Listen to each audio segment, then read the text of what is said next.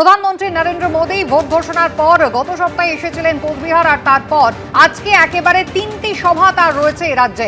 একই সঙ্গে আসছেন কেন্দ্রীয় স্বরাষ্ট্রমন্ত্রী অমিত শাহ। আগামীকাল কথা বলবো। আমাদের প্রতিনিধি শিবাশিস মৌলিক রয়েছেন আমাদের সঙ্গে টেলিফোন লাইনে। শিবাশিস, প্রধানমন্ত্রী এবং কেন্দ্রীয় স্বরাষ্ট্রমন্ত্রীর কর্মসূচি সম্পর্কে যদি একবার জানাও।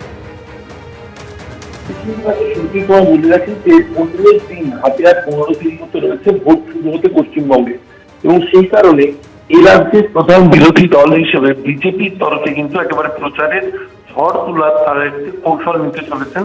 আজ নরেন্দ্র মোদীর এমসিসি চালু হওয়ার পর দ্বিতীয়বার তিনি রাজ্যে আসছেন, এবং আজকে কিন্তু 3টি সভা রয়েছে। প্রথমটি রয়েছে হলদিয়া টাউনশিপের মাখানবাবুর বাজারের কাছে, সেখানে তার সভা। এরপর তিনি চলে যাচ্ছেন আসানসোল পোলো গ্রাউন্ডে তার সভা। তারপর সিউড়িতে পুলিশ লাইনের মাঠে তার সভা। হলদিয়ার সভাটি রয়েছে সকাল 9:30 নাগাদ, আসানসোলের সভা রয়েছে আনুমানিক 12টায়, সিউড়ির সভা রয়েছে আনুমানিক 2টো নাগাদ। আগামীকালই কিন্তু স্বরাষ্ট্রমন্ত্রী তার 2টি সভা রয়েছে, এবং এই 2টি সভার মধ্যে একটি দেবরাতে এবং আরেকটি রয়েছে খড়গপুর সদরে, যেখানে দিলীপ ঘোষ প্রার্থী। পরশুদিন আবার প্রধানমন্ত্রীর আবার 3টে সভা রয়েছে কৃষ্ণনগর, টিয়াগঞ্জ, কুশমন্ডি।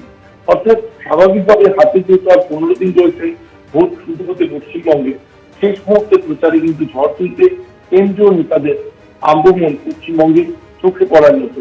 নরেন্দ্র মোদী ছাড়াও আজ শিবরাজ সিং চৌহান, নীতিন নবীন এবং স্মৃতি ইরানি পশ্চিমবঙ্গে একাধিক কর্মসূচিতে থাকছে। শিবাশিস, ধন্যবাদ।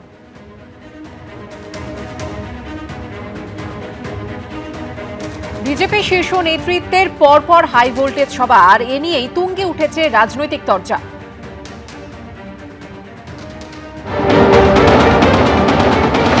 দেশের প্রধানমন্ত্রী আসবেন, আবার আসবেন, বারবার আসবেন। স্বরাষ্ট্রমন্ত্রী 17 দিন পশ্চিমবঙ্গে থাকবেন।